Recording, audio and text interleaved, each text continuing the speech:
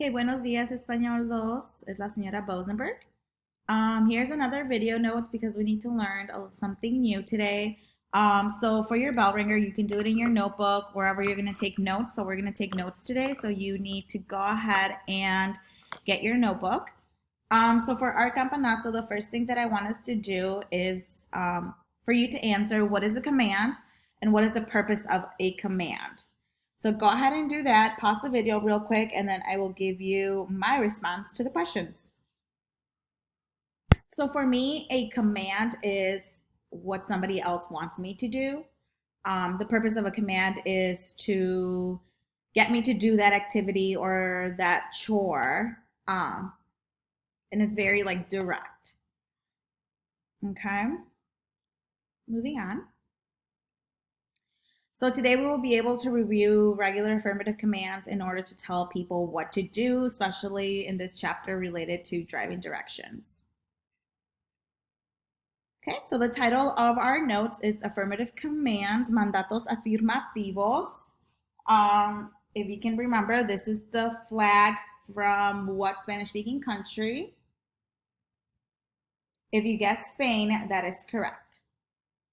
So let's get started. So what is an affirmative command? Affirmative commands is positive, so things that you want people to do, okay? So you use a command to tell someone to do or not to do something.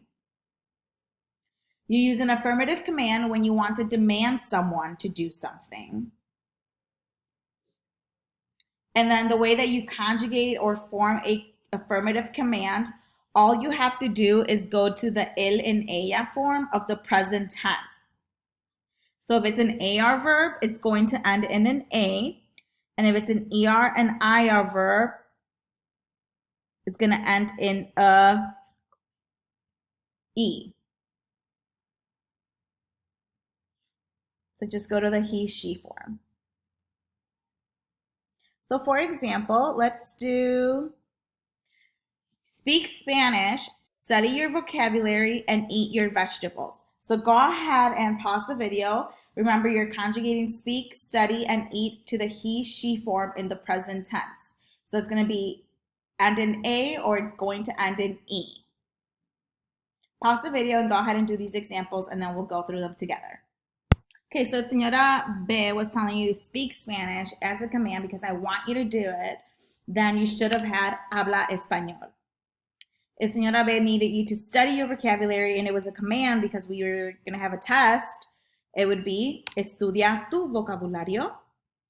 And then if your parents want you to eat your vegetables, they would tell you come tus verduras o vegetales. The reason that we have these exclamation points, it's because it's like firm. It's a command. They want you to do this. Okay, so go ahead and take a few seconds to complete these other two examples now that you know how to do them. Go ahead and pause the video. So talk to your teacher would be habla con tu maestro o tu profesor. Play soccer with me. Don't forget jugar is a U to U-E, so it would be juega fútbol conmigo. So just make sure you're checking your answers. Clearly, this is all for regular verbs, but you know as Spanish, it is very complicated language. So what is new is this irregular affirmative commands. So there is some that are irregular, and these you will just have to memorize and practice them, okay? So the first one is poner. Poner means to put, right? So like put your cell phone away or put your computer in the room. So poner, if it's a command and I'm telling you what to do, it would be pon. So pon el teléfono en tu cuarto.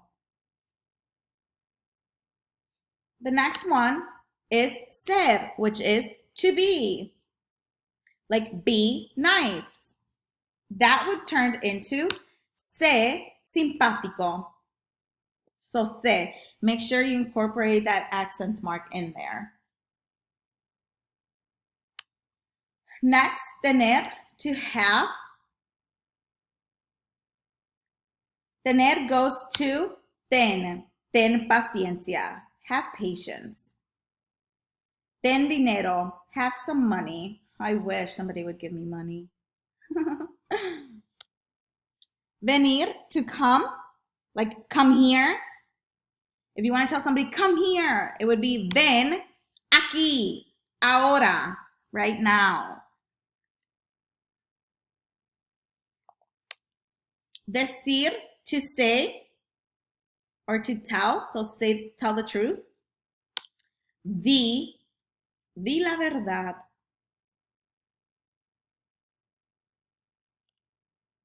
Ir, to go, like go to the store. Ve a la tienda. Ve a tu casa. So ve. Next, salir, to get out. Get out of your house. Sal de tu casa. Sal de tu casa. Clearly we can't salir de nuestras casas because we're quarantining, which I'm so done quarantining, but anyways. And the last one is hacer, which means to do. So for example, Señora B is telling you to do your homework, all of it.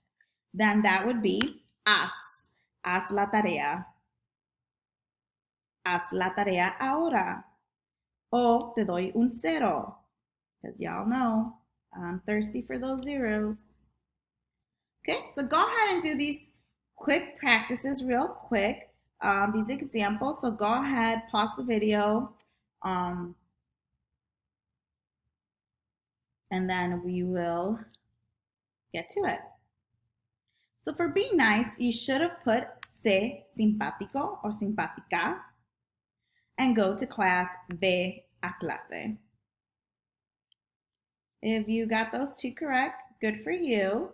Let's keep moving. If you didn't, it's okay. It will take practice. DOPs and commands. So DOPs are your direct object pronouns. So that is like that me, te, lo, la, nos, os, los, las, right? So if you do have a DOP and an affirmative command, all you have to do is attach it to the et. If a pronoun is added to a command of 2 or more syllables, an accent is needed over the stressed vowel.